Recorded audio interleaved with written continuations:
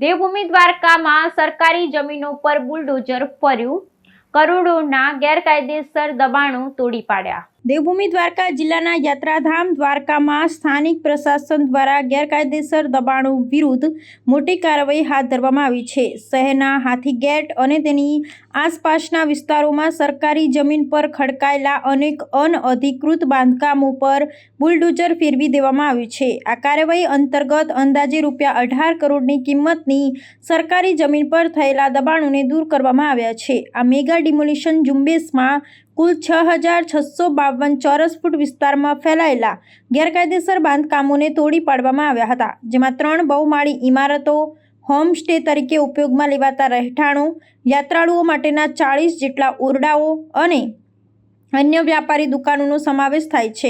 તંત્ર દ્વારા આ દબાણકારોને અગાઉ નોટિસ પાઠવવામાં આવી હતી, પરંતુ તેમણે સ્વેચ્છાએ દબાણ ન હટાવતા આખરે બળપ્રયોગ કરવાની ફરજ પડી હતી। આ કાર્યવાહી પોલીસના ચુસ્ત બંદોબસ્ત હેઠળ હાથ ધરવામાં આવી હતી।